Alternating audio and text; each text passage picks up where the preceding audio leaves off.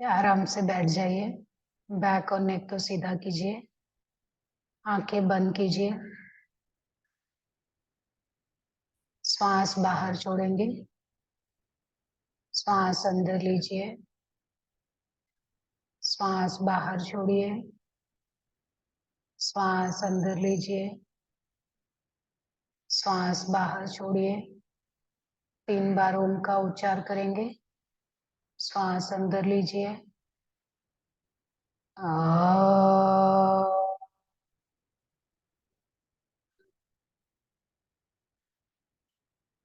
श्वास अंदर लीजिए।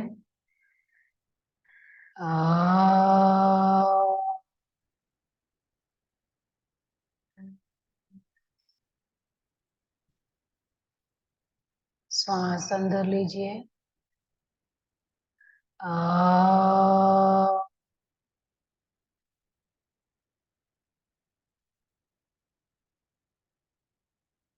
ॐ सहनाववतु सहनो भुनक्तु सह वीर्यं करवावहै तेजस्विनावधीतमस्तु मा विद्विषावहै। ॐ शान्ति शान्ति शान्तिः। Rub your palms, cup your eyes, remove your hands, slowly and gently open your eyes. ये आज हमारा सबसे पहला सेशन है, तो इंट्रोडक्शन से स्टार्ट करेंगे। मैं अपने बारे में बता दूं, मेरा नाम सुषमा मौर्य है। मैं मुंबई में रहती हूँ और आरंभ योगा इंस्टीट्यूट ऐसा एक इंस्टीट्यूट है जिसकी मैं फाउंडर हूँ। और मैंने योगा में सर्टिफिकेट कोर्स किया है, डिप्लोमा कोर्स किया है, पोस्ट ग्रेजुएट डिप्लोमा कोर्स किया है योगा थेरेपी में, और मास्टर्स किया है योगा में, और यूजीसी नेट क्वालिफाइड हूँ मैं। और मैंने डिप्लोमा इन सांख्य और योग दर्शन भी किया है, डिप्लोमा इन भगवत गीता भी किया है। और पिछले 18 साल से मैं योगा सिखा रही हूँ, सीख रही हूँ और सिखा रही हूँ। और वाईसीबी जो आयुष है वहाँ पे मैं लीड एग्जामिनर भी हूँ। तो ये सब मेरे बारे में है। और अब आप एक एक करके आपके बारे में बता सकते हैं।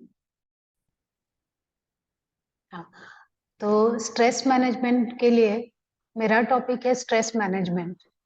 स्ट्रेस मैनेजमेंट को आपके भाषा में क्या बोलेंगे, आपके लैंग्वेज में उसको कैसे बताएंगे? क्या है स्ट्रेस मैनेजमेंट, मतलब क्या? स्ट्रेस मतलब क्या और मैनेजमेंट मतलब क्या? मैम, तान तनाव पे नियंत्रण कैसे रखना है, ऐसा। यस, तनाव पे नियंत्रण कैसे रखना है। हाँ, स्ट्रेस मतलब तनाव। अब ये तनाव क्या है? हमारा शारीरिक तनाव, मानसिक तनाव, किसके बारे में ज्यादातर बात कर रहे हैं? मानसिक तनाव मैम। हाँ, हम लोग मानसिक तनाव की बात कर रहे हैं। लेकिन जब मानसिक तनाव आता है तो क्या आपको मालूम है शरीर में भी तनाव आ जाता है? Yes ma'am. हाँ, तो जब शारीरिक तनाव आता है तो वो कैसे पता चलता है कि शरीर में तनाव आ गया है? बॉडी रिस्पॉन्स नहीं देती है मैम, थक जाते हैं हम। यस, संपदा जी आपका वीडियो ऑन करके बैठ सकते हैं तो अच्छा रहेगा। रक्षा जी आप एक जगह पे आराम से बैठ जाइए, नोटबुक पेन लेके। तो हिलते रहेंगे तो मेरा भी ध्यान थोड़ा सा भटकता रहेगा। हाँ, एक जगह पे नोटबुक पेन लेके बैठिए। और सभी लोग हो सकेगा तो मेरे लेक्चर में आपका वीडियो ऑन करके बैठिए, क्योंकि सब लेक्चर हम लोग कन्वर्सेशन करके करेंगे, बातचीत करते हुए करेंगे। ऐसा लेक्चर नहीं होगा कि मैं पढ़ा के चली गई और आपको समझा या नहीं समझा, वैसा नहीं होगा। मेरी क्लास में ऐसा होना चाहिए कि आपने मेरा लेक्चर सुना, नोट्स बनाए, और अगर एग्जाम में भी डायरेक्टली लिखने के लिए बोला तो भी आप आंसर लिख के आ सकेंगे। ऐसा क्लास करेंगे हम लोग। ओके, तो स्ट्रेस मतलब तनाव, और ये तनाव हम लोग ज्यादातर मानसिक तनाव की बात कर रहे हैं। लेकिन मानसिक तनाव के आने से हमारे शरीर में भी तनाव आता है। जब तनाव आता है तो क्या सबसे पहले हेडेक भी हो सकता है आपको, ये गर्दन में दुखता है किसी को, नेक में शोल्डर में पेन होता है यहाँ पे, है ना, तो वो शरीर में तनाव। तो वो जो मन का तनाव है, मानसिक तनाव है, वही धीरे धीरे हमारे शरीर पे भी तनाव आने लगता है। अब मैनेजमेंट, मैनेजमेंट मतलब करना, उसको मतलब नियंत्रण करना, कंट्रोल करना, है ना। तो ये तनाव को हम कैसे मैनेज करते हैं, लेकिन तनाव को मैनेज करने के लिए अभी बहुत सारी दवाइयां भी है। हेडेक होता है, स्प्रेन होता है तो डॉक्टर कोई गोली भी दे देते हैं। मसाज वाले के पास जाओगे तो मसाज कर देगा। स्विमिंग करोगे तो उससे भी दूर होगा। दौड़ने जाओगे तो उससे भी होगा। या नेचुरोपैथी आयुर्वेदा में भी दूसरा कुछ इलाज होगा। लेकिन हम लोग यहाँ पे ये तनाव का इलाज किससे करने वाले हैं? थ्रू योगा। योगा से हम कैसे तनाव नियंत्रण कर सकते हैं उसके बारे में यहाँ जानकारी प्राप्त करेंगे। अब योगा मतलब क्या, आपके हिसाब से योगा मतलब क्या है? जो आपको समझ में आए वो बताइए, योगा मतलब क्या। मुझे यहाँ पे एकदम करेक्ट आंसर नहीं चाहिए, गलत वाला आंसर रहेगा योग, तो अच्छा है। हाँ, बताइए। अगर मैं मैथ की बात करूँ तो योग बोलते हैं जोड़ को, किसी चीज योग को बोलते जोड़ को, एकदम लिटरल मीनिंग, एकदम सही बात बताया। योग करना मतलब जोड़, जैसे जोड़ घटाना गुणा भाग हम लोग स्कूल में पढ़ते थे, तो योग मतलब जोड़ हुआ, है ना। एकदम सही बात है। और कोई बताएंगे योग मतलब क्या?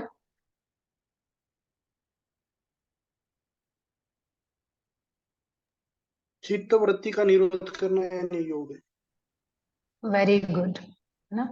अभी सचिन सर ने सीधा बता दिया, उसकी व्याख्या बताई है जो योग सूत्र में दिया है। चित्त वृत्ति का निरोध करना योग है, उन्होंने बहुत बड़ी बात कर दी है।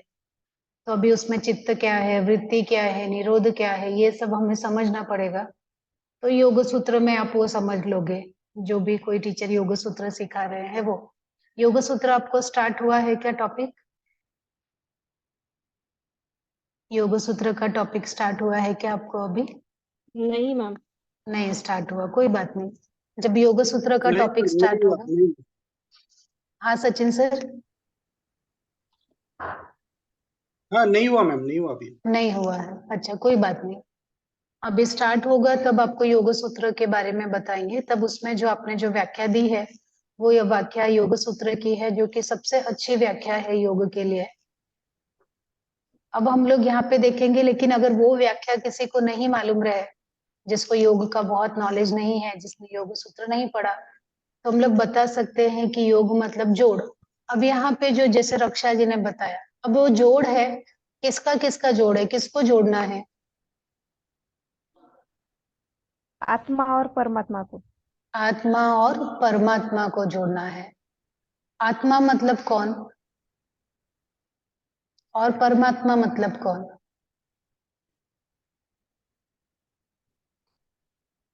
आत्मा मतलब हर एक जीव के अंदर आत्मा रहती है, और जब वो आत्मा निकल जाती है तब जीव को हम लोग बोलते हैं ये तो मर गया, आत्मा निकल गई, है ना। तो जितने जीव हैं उतनी आत्माएं हैं, जितने जीव हैं उतनी आत्माएं हैं। तो जीव कितने हैं? कभी आपने सुना होगा 84 लाख योनि के बाद मनुष्य का जन्म मिला, ऐसा कभी सुना है क्या? नहीं बोलते सुना? हैं। बोलते रक्षा जी, चलो सुना है कभी तो। 84 लाख योनि, योनि मतलब क्या, यही जीव, मतलब हम ऐसा मान सकते हैं कि 84 लाख स्पीसीज है, 84 लाख प्रकार के जीव होते हैं। 84 लाख प्रकार के जीव हैं। अब एक एक प्रकार में कितने जीव हैं वो तो असंख्य हो सकते हैं, हम काउंट नहीं करेंगे, क्योंकि अगर मनुष्य में ही जोड़े तो हम लोग कितने अरब लोग हैं पूरी दुनिया में, है ना। वैसे एक ही जीव के कितनी सारी प्रजाति होगी उसमें, है ना, कितने सारे होंगे, आप वो समझ सकते हैं। तो जितने जीव हैं उतनी आत्माएं हैं, ये है आत्मा, मतलब हर एक शरीर के साथ एक आत्मा है। लेकिन जिसको शरीर नहीं मिला ऐसे भी आत्मा हो सकती है, ऐसा जरूरी नहीं कि हर आत्मा को शरीर मिला रहे, कोई कोई वेटिंग में भी रहेंगे, एक जन्म के बाद दूसरे जन्म में जाने के लिए, है ना। एक बॉडी मिला है, दूसरा बॉडी मिलने के पहले भी कुछ लोग वेटिंग में होंगे कि नहीं होंगे, आत्माएं हो सकती है ना। तो ऐसे जो आत्मा जो जीव के अंदर है उतना तो हम कंफर्म मान सकते हैं कि इतने आत्माएं हैं, लेकिन जो वेटिंग में है वो और आत्मा, तो ऐसे असंख्य आत्माएं हम मान सकते हैं। अब परमात्मा, ये तो हो गए पूनम जी ने बताया आत्मा और परमात्मा का जो। अब ये परमात्मा कौन है? परमात्मा को अगर स्प्लिट करोगे तो परम आत्मा, परम आत्मा, परम मतलब क्या? जो ग्रेट है, जो हायर है, परम ग्रेट, है ना, जो हायर है, जो महान है, ऐसी आत्मा। तो हम सब जीव के अंदर जो आत्मा है वो क्या है? एक साधारण आत्मा है, लेकिन हम सब से भी कोई एक, हमसे भी कोई महान आत्मा है ना, परम है, हमसे कोई ऊंचा है, ऐसे एक आत्मा है, तो उसको हम परम आत्मा बोलते हैं। और वो क्या है? एक ही है। हमारे योगा फिलॉसफी में, वेदांत फिलॉसफी में ऐसा बताया है कि आत्मा, परमात्मा वो एक ही है। तो परम आत्मा एक है, लेकिन आत्माएं बहुत सारी हैं। तो ये आत्मा भी जब उस परम आत्मा में मिल जाती है तो उसी को योग कहा जाता है। अब इसके उदाहरण के लिए एक उपनिषद है, बृहदारण्यक उपनिषद, बहुत बृहद बृहद उपनिषद है, प्रिंसिपल उपनिषद में से। उसमें मैत्रेयी के बारे में बताया है, मैत्रेयी और याज्ञवल्क्य। एक स्टोरी में बताती हूँ। स्टोरी सुनना सबको अच्छा लगता है क्या? कहानी? तो चलो एक कहानी बताती हूँ मैं आपको। कहानी किसकी है कि याज्ञवल्क्य है। याज्ञवल्क्य बहुत बड़े ज्ञानी थे, योग का, उपनिषद का, वेद का, उनको बहुत ज्ञान था। उनके आगे तो सब हार जाते थे। और वो जहां शास्त्रार्थ के लिए जाते थे, शास्त्रार्थ मतलब मालूम है किसी को? Debate, debate. पहले के लोग एक दूसरे से जीतने के लिए ना शास्त्रार्थ करते थे कि मैं तुम्हारी फिलोसफी फॉलो करूं कि मेरी फॉलो करूं, तो दोनों का डिबेट होगा, शास्त्रार्थ होगा। तो जो जीतेगा दूसरे को उसको अपना गुरु मानना पड़ेगा, किसके पास ज्ञान ज्यादा है। तो ऐसे बड़ी बड़ी सभाएं होती थी, चर्चाएं होती थी, और याज्ञवल्क्य हर सभा में, हर चर्चा में जीत जाते थे। और जो चर्चा में जीत जाते थे तो उनको बहुत सारे उपहार मिलते थे। तो इस तरह से याज्ञवल्क्य के पास तो बहुत सारे, है ना, उनका गुरुकुल बहुत बड़ा हो गया था, उनके पास बहुत सारे गुरु थे, शिष्य थे, है ना। और उनकी दो पत्नियां थी। याज्ञवल्क्य के पास दो वाइफ थी, दो पत्नियां थी। और पूरा गुरुकुल समझ लो, उनके पास तो कोई किसी चीज की कमी ही नहीं थी। और लेकिन धीरे धीरे उनके मन में भी ये सब जीत, पहले तो मनुष्य को होता है ना, मेरे पास धन आ जाए, संपत्ति आ जाए, मैं बहुत बड़ा नाम हो जाए मेरा।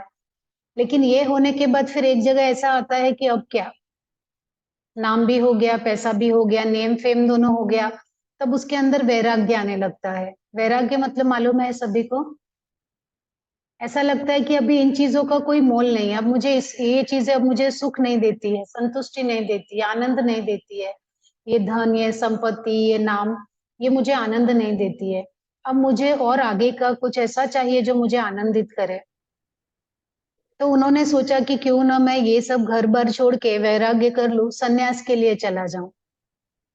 इसलिए उन्होंने क्या किया, अपनी दोनों पत्नियों को बुलाया और उन्होंने बोला, देखो मेरे मन में आया है कि मैं सन्यास करने चला जाऊं। तो तुम दोनों में मैं, है ना, जितने अपनी धन संपत्ति है वो बराबर बराबर मैं बांट देता हूँ, और ताकि तुम्हारी जिंदगी आगे की आराम से कट सके। तो जो छोटी वाली पत्नी थी ना, वो तो बहुत खुश हो गई कि मुझे अच्छा है, ये चीजें, ये चीजें मुझे दे दो। तो उसने जो मांगा उसको उसको उन्होंने दे दिया कि ठीक है, तुम्हारे आगे की लाइफ बहुत अच्छे से, सुख से, है ना, अच्छे से जाए। वो लेके हो गई कि ठीक है। लेकिन जो उनकी बड़ी पत्नी थी मैत्रेयी, उसने कहा कि मुझे ये सब नहीं चाहिए, आपने जो ये धन संपत्ति मुझे जो देके जा रहे हो ना, मुझे ये नहीं चाहिए, क्योंकि मैं इतनी आपकी तरह मैं बहुत ज्ञानी तो नहीं हूं। लेकिन मुझे ना, आप जिसके लिए ये धन संपत्ति मुझे, हम सभी को छोड़ के जा रहे हैं ना, मुझे उस चीज के बारे में जानना है कि वो क्या है, क्योंकि जरूर वो हम सब से भी ज्यादा मूल्यवान होगी। क्योंकि अगर आप बोलते हो कि हम आपके लिए अनमोल है, लेकिन हमसे भी ज्यादा इस घर परिवार और आपके गुरुकुल से भी ज्यादा ऐसे भी कोई महत्वपूर्ण चीज है जिसके लिए आप अगर इन सबको छोड़ के जा रहे हो, तो जरूर वो चीज कितनी महान होगी। तो मुझे इन सब में इंटरेस्ट नहीं है, मुझे तो आप वही बताओ जिसके लिए आप जा रहे हो। समझ में आया कितने उसने इंपॉर्टेंट बात कही। तब उन्होंने कहा, याज्ञवल्क्य ने, उन्होंने समझाना चालू किया उनको कि मैं सन्यास के लिए जा रहा हूँ, वैराग्य कर रहा हूँ, ताकि मेरी जो आत्मा है वो परमात्मा में मिल सके। लेकिन मैत्रेयी बहुत ज्यादा उसके पास ज्ञानी नहीं थी, वो तो एक साधारण स्त्री थी। तो उसको उन्होंने एग्जाम्पल में समझाना चालू किया, उदाहरण देते हुए कि जैसे जो नमक है वो पानी में घुल जाता है, नमक पानी में घुल जाता है, उसके बाद नमक का हमें कहीं दिखाई नहीं देता ना। नमक जब पानी में घुल जाएगा तब उस पानी की क्वालिटी में भी नमक आ जाएगा, वो पानी भी रहेगा लेकिन हमें नमक दिखाई नहीं देगा, वो उसमें इतना मर्ज हो जाएगा कि वो नमक और पानी दोनों एक ही लगेंगे।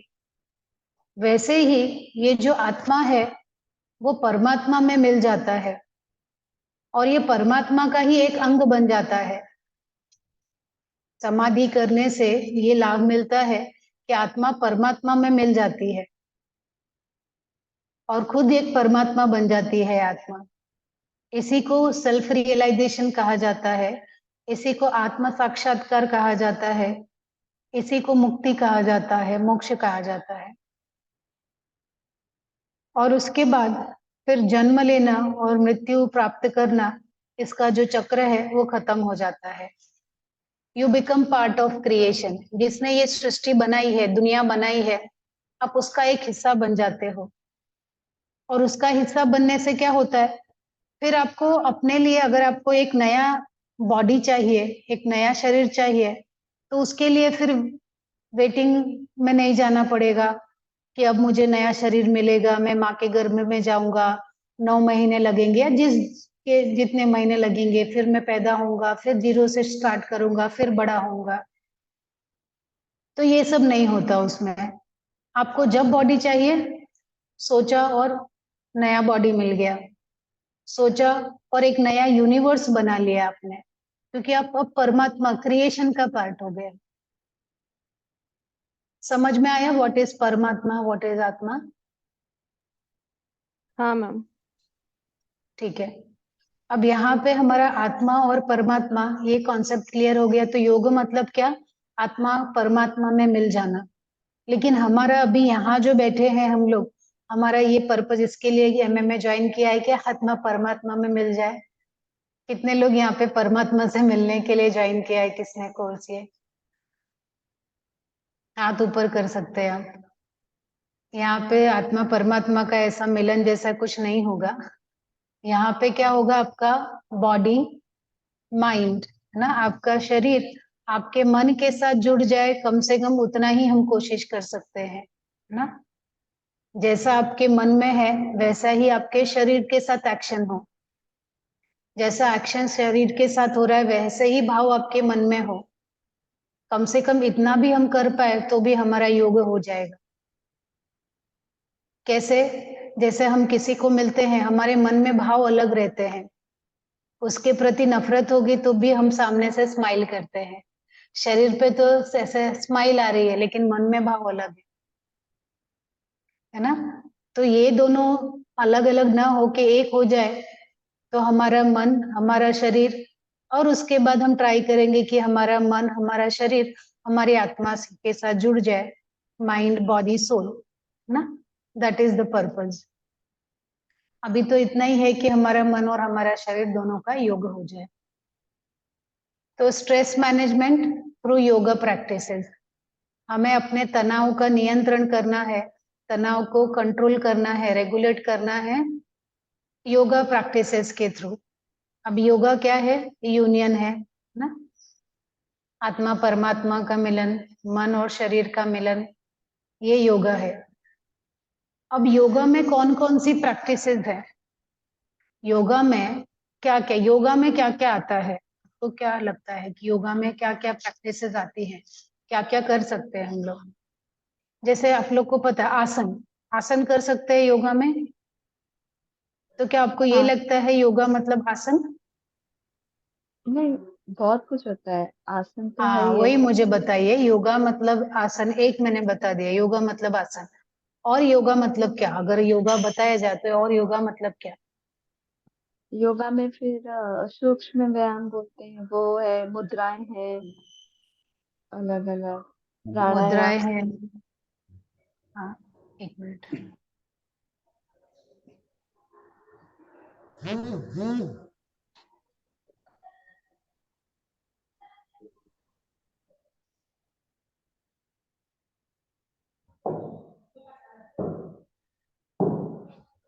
हेलो।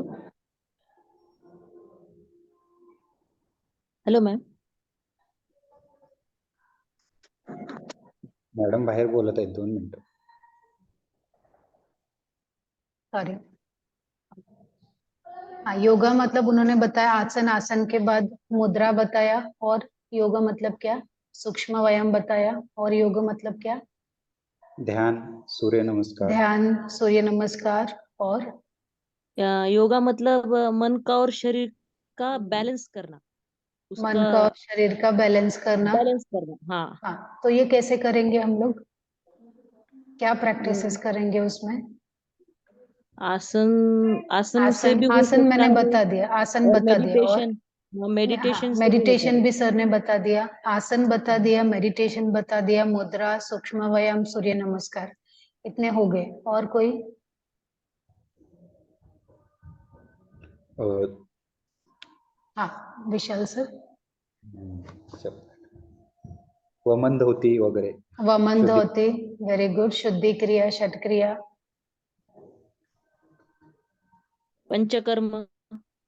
पंचकर्म योगा में नहीं है, वो आपको नेचुरोपैथी में मिलेगा। ध्यान धारणा, ध्यान धारणा, ध्यान हो गया, धारणा ले सकते हैं हम लोग, नियम नियम, आसन प्रत्याहार. प्राणायाम, यम नियम प्रत्याहार, वेरी गुड, धारणा, ध्यान समाधि। धारणा अष्टांग. ध्यान समाधि, चलो अष्टांग योगा पूरा हुआ। तो अगर आपको लिखना है कि हम लोग योगा में क्या क्या प्रैक्टिसेस कर सकते हैं, तो हम लोग स्टार्ट कर सकते हैं यम और नियम से। यम, मैं चैट बॉक्स में लिख रही हूँ, अगर आपको लिखना है तो आप लिख सकते हो। नियम, है ना, षट क्रिया, कोई चीज नहीं समझ में आ रही ना तो मुझे बता देना कि इसका क्या मीनिंग है, ठीक है। यम, नियम, षट क्रिया हो गया, सूक्ष्म व्यायाम, स्थूल व्यायाम, ना, सूर्य नमस्कार। स्थूल व्यायाम.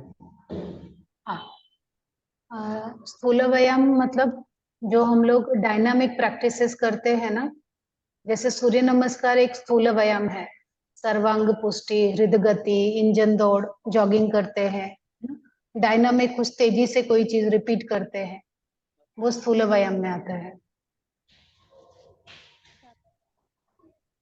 आसना, और प्राणायाम, मुद्रा बंध,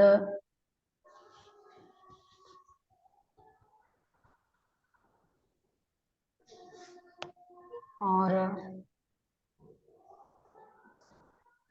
प्रत्याहार,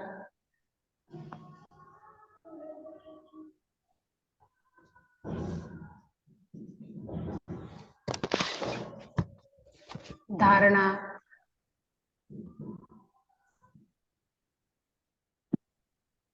ध्यान,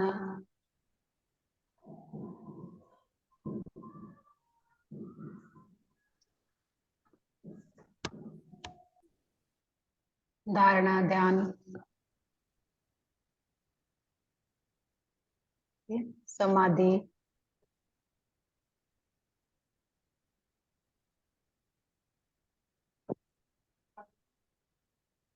ठीक है। और कर्म योग, भक्ति योग, कोई नहीं समझेगा तो पूछना। ज्ञान योग, मंत्र योग,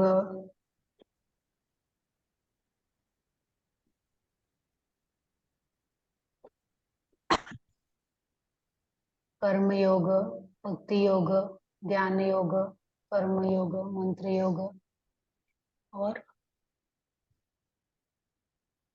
हठ योग तो आ गया वो सब, आसन प्राणायाम में हठ योग आ गया।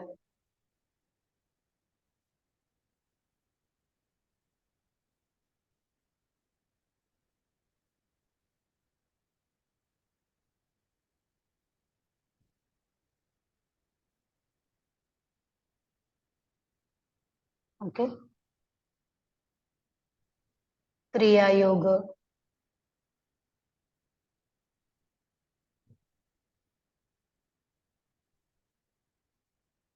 इतने सारे प्रकार हैं जिसमें हम योग कर सकते हैं। हाँ संपदा जी, कुछ पूछना है क्या? आपका माइक चालू है। हाँ सचिन सर, कुछ पूछना है? राजयोग नहीं आएगा क्या मैम इसमें? एक्चुअली राजयोग मतलब मेडिटेशन योगा, और हमने ऊपर मेडिटेशन कर लिया है इसलिए उसको मेंशन नहीं किया है। ओके। राजयोग मतलब समाधि, ध्यान और समाधि।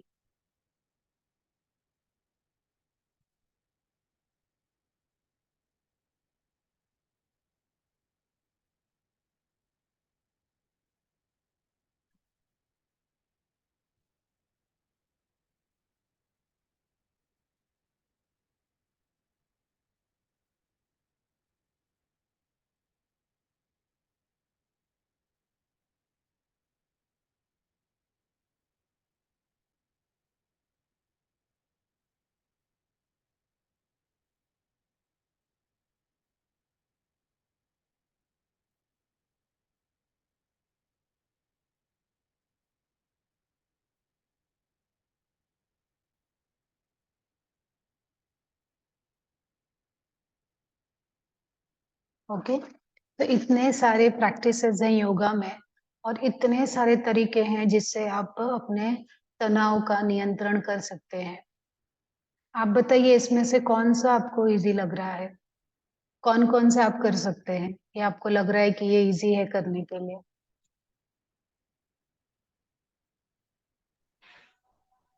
कोई भी एक, दो, तीन, चार, या आसन मुद्रा ये इजी है। इजी लग रहा है करने के लिए? ओके। हाँ, और सूक्ष्म व्यायाम सूर्य भी इजी है, नमस्कार। का भी सूक्ष्म इजी है। व्यायाम इजी लग रहा है, और सूर्य नमस्कार, इजी लग रहा है। ओके। प्राणायाम, प्राणायाम। प्राणायाम भी इजी लग रहा है। ओके। हाँ, और ऐसा है कि इसमें कुछ चीजें मुझे कर्म योग तो मुझे नहीं मालूम कर्मयोग कितना। मतलब अपनी ड्यूटी करना। जैसे क्या होता है, मैं कर्मयोग समझाती हूँ आपको। कर्मयोग मतलब अपने, हाँ सभी लोग जरा माइक बंद करेंगे, आवाज नहीं आ रही है मुझे ठीक से। Thank you so much. कर्मयोग मतलब अपनी ड्यूटी करना, आपका जो जॉब है उसको अच्छी तरह से करना, रिश्वत नहीं लेना, अपने काम को गलत तरीके से नहीं करना, है ना, पूरी ईमानदारी से करना, और पूरी निष्ठा पूर्वक करना, पूरी लगन से करना, अपना 100% देना। जैसे एक पुलिस वाला है, अगर एक पुलिस वाला है वो अपना जॉब अच्छे तरीके से कर रहा है ना, जिससे कि जो अपराधी है वो उससे डरते हैं। अब वो कर तो हिंसा रहा है, क्योंकि वो पुलिस वाला जो है वो अपराधियों को बहुत दंडित करता है, वो हिंसा करता है, लेकिन फिर भी क्योंकि वो उसका कर्म है, दंडित करना उसका कर्म है, तो अगर वो अपना काम बहुत ईमानदारी से करेगा, अच्छे से करेगा, तो भले उसने बहुत सारे लोगों को मारा है अपराध करने के जुर्म में, मरने के बाद ऐसा कहा जाता है भगवत गीता में कि तो उसको तो स्वर्ग मिलेगा, क्योंकि उसने अपना कर्म अच्छे से किया। जैसे अर्जुन है, अर्जुन ने सिर्फ अपने कर्म का पालन करते हुए, क्योंकि अर्जुन का धर्म क्या था, उसने क्या, उसका जॉब क्या उसने चुना था, क्षत्रिय धर्म। क्षत्रिय होना मतलब क्या, जो लोगों की रक्षा करे, प्रजा की जो रक्षा करे वो क्षत्रिय होता है। तो जब धर्म और अधर्म की लड़ाई हुई, तो अर्जुन को अपने परिवार वालों को मारना नहीं था, पर क्योंकि उस समय उसका जो कर्म था वो था अधर्म के को परास्त करना, धर्म की रक्षा करना, इसीलिए उसने वो जॉब चुना और लोगों को उसने अपने ही परिवार वालों को मारा। अब फिर से मैं एग्जांपल देती हूँ, जैसे एक पुलिसमैन है, वो सारे अपराधियों को तो बहुत दंडित करता है, लेकिन अगर उसके ही कोई रिश्तेदार या परिवार में से किसी ने कुछ अपराध किया और उसने उनको दंड न देके उनको बचाने का काम किया, तो क्या वो अपना कर्म ठीक से कर रहा है क्या? नहीं कर रहा है ना? आप सभी को पता है कि उसने अपनी ड्यूटी ठीक से नहीं की, इसका मतलब उसने अपना कर्म नहीं किया। अब एक टीचर है, जैसे पुलिसमैन है, उसको आप देखोगे तो कभी भी आपको हाथ जोड़ के बात करेगा क्या कि अपराधी जी, मैं आपसे विनती करता हूँ, आप अपराध करना छोड़ दे, ऐसे वो बात करेगा क्या? वो ऐसे बात करेगा तो कौन अपराधी उसके पास है ना, उससे डरेगा? वो बहुत ही गाली गलौज एकदम कड़क होके हिंसा के द्वारा वो बात करता है, और हमें भी लगता है नहीं ऐसे ही होना चाहिए, बराबर है।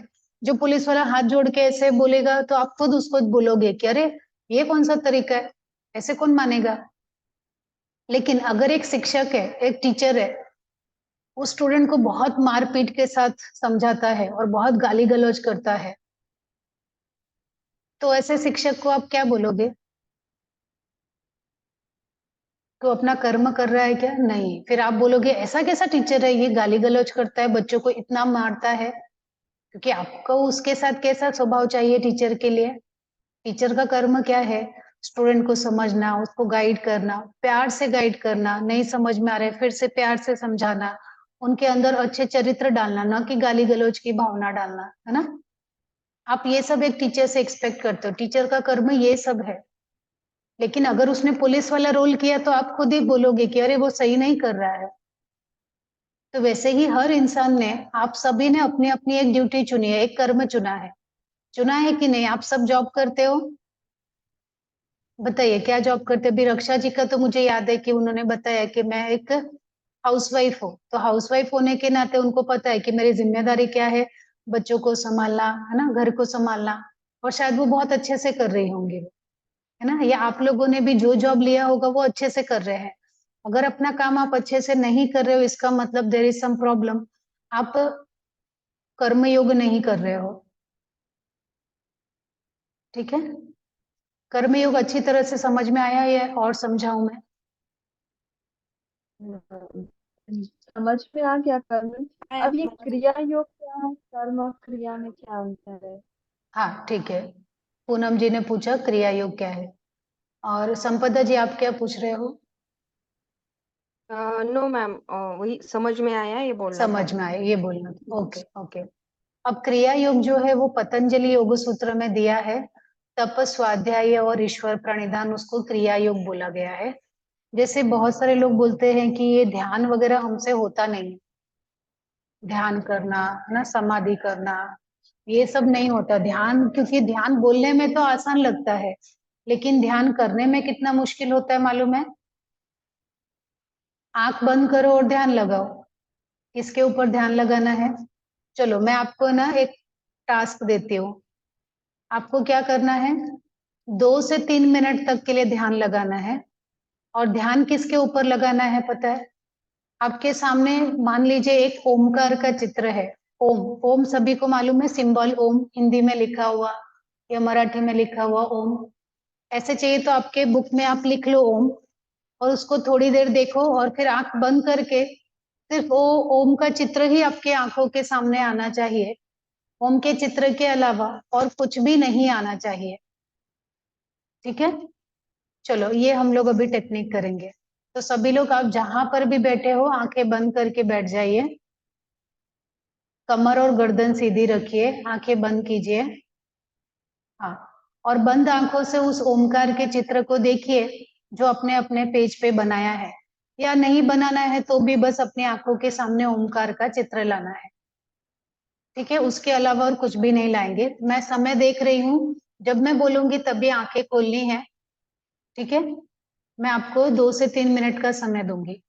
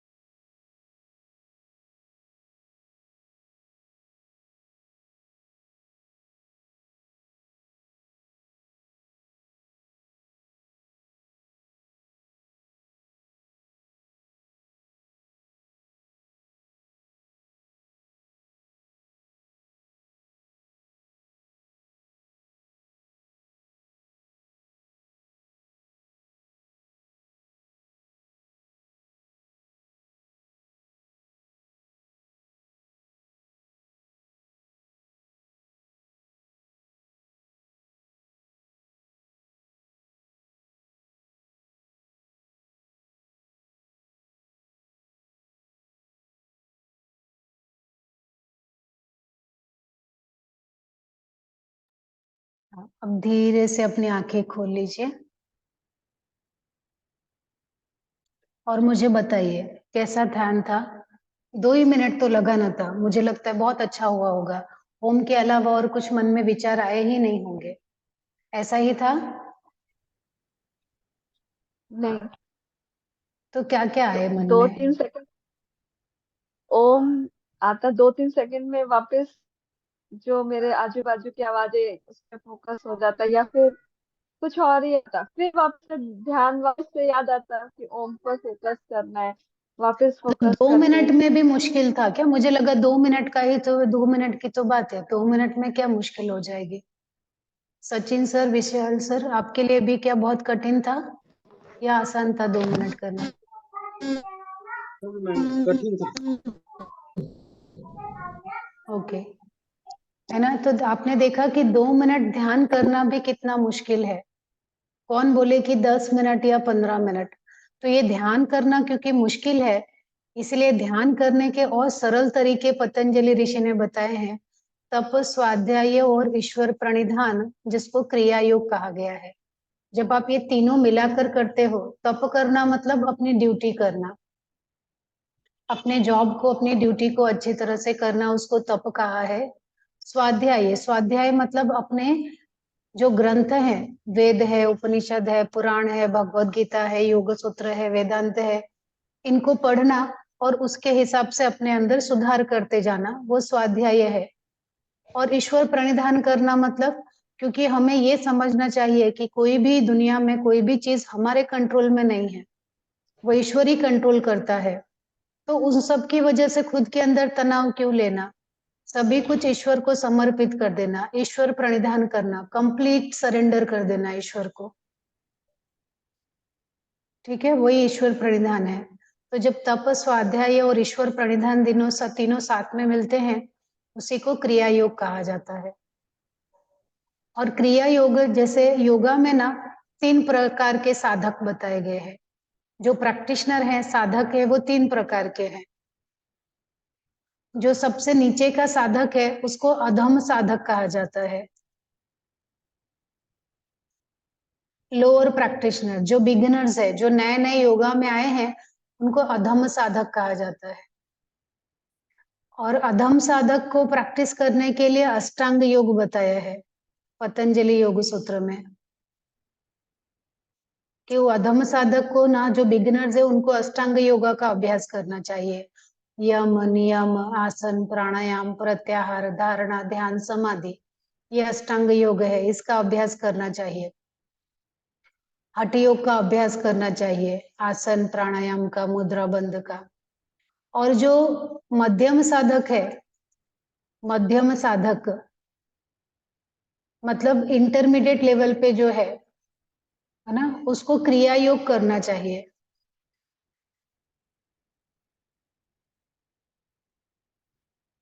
है ना?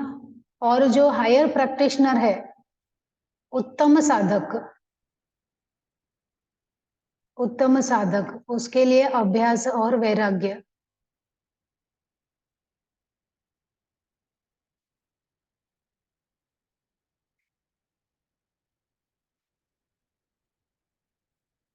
ओके, ये 3 चीजें बताइए पतंजलि योग सूत्र में। तो आज हमने टॉपिक का इंट्रोडक्शन किया कि योग क्या है, तनाव क्या है, उसका मैनेजमेंट कैसे करना है। अब आगे हम लोग उसके बारे में और चर्चा करेंगे। ठीक है, आज का टॉपिक यहाँ पे स्टॉप करते हैं। किसी को और कुछ पूछना है तो पूछ लीजिए, otherwise we will end here.